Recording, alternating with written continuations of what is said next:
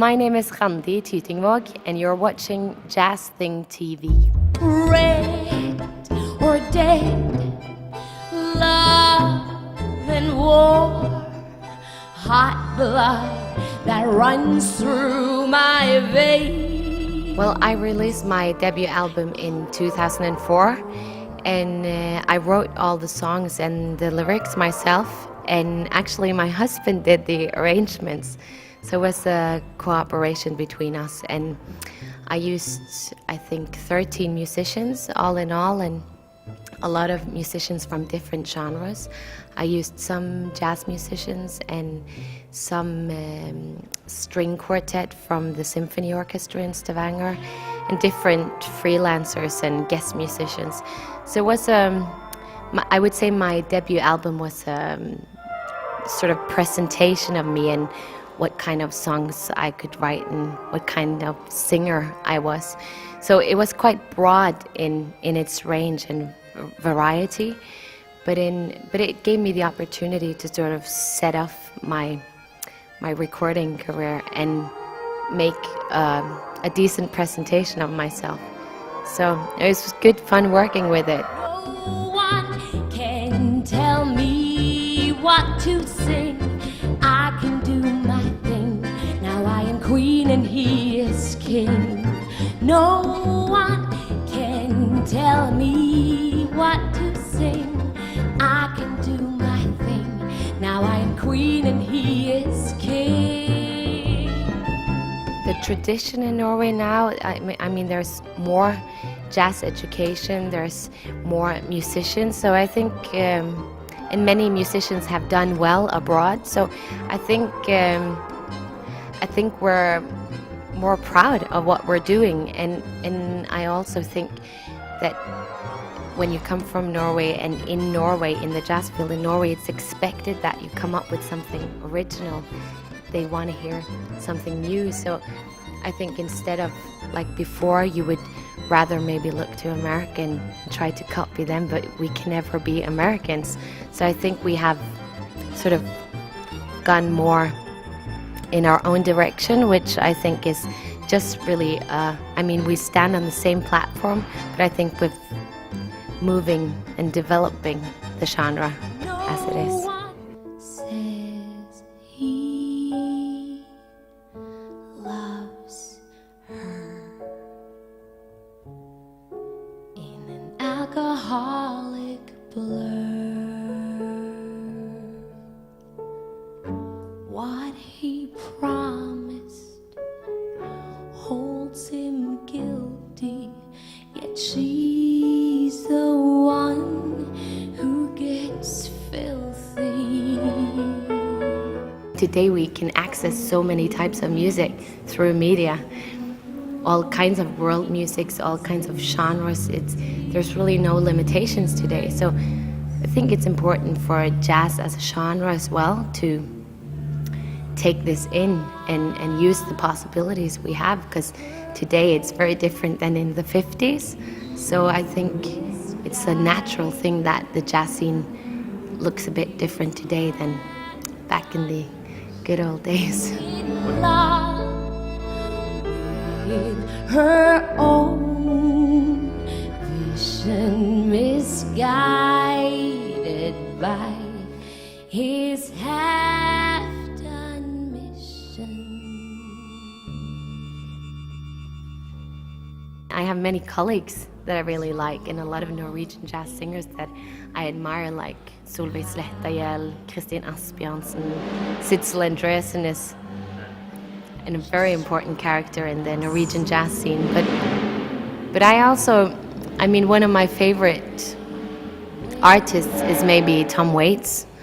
His way of being a storyteller and a composer at the same time, I really enjoy his work and his broad range of works, because he is so productive, and he has been one of the maybe the strongest inspiration sources for me. That's the kind of music I always come back to. It's like he's written something for every mood, every season, he's got it all. So Da da dum, da dum da da da da da da da da dee da da da.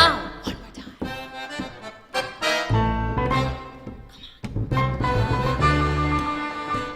Da da da dee da da da.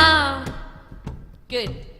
While tearing off a game of golf, I may make a play for the caddy, but when I do, I don't follow through, 'cause my heart belongs to Daddy. My family never really listen a lot to jazz music, so they're a bit surprised that I went into that field. But I mean, I have a family that love music, so they're happy about it. But that's one of the reasons why I recorded My Heart Belongs to Daddy as a tribute to my dad, because he was really, I mean, music's fine, you want to study music, but jazz, he was like, oh, how's this gonna end? So I had to find one song in the jazz repertoire that could sort of soften him a bit and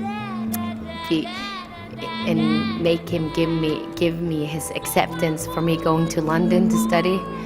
So after I'd played him that song, he said, yeah, maybe jazz isn't that bad after all. Perfectly swell. Oh no, he's married.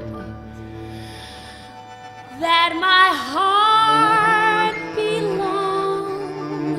Is that your wife? No, she's not here. Good.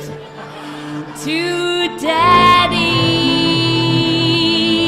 Be ready now for my daddy. He treats it so well.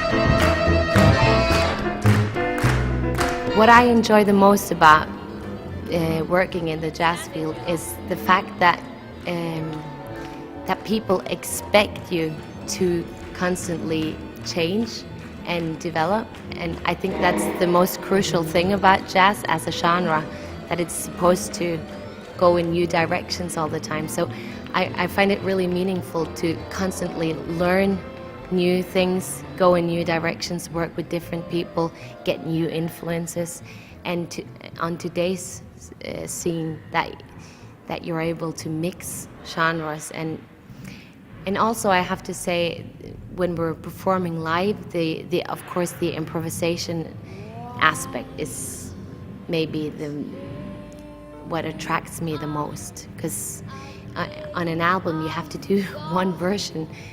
But live, you never really have to play the same song the same way, ever. But I mean, it's important to have for me, it's important to have the framework, the song, the arrangement, but within those frames, you can just approach it as a playground. And I really like to play, so. And if I invite a boy like you some night to dine on my fine food and Hattie, I have to admit I adore when he's asking for more.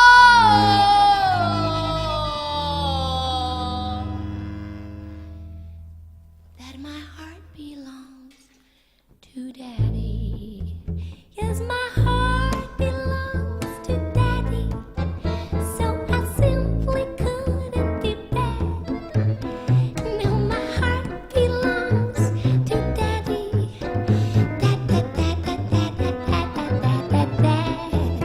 And so I want to warn you, laddie, though I know you're perfectly swell without your wife, that my heart belongs to Daddy. Are you ready for singing? For my daddy, he treats it so well.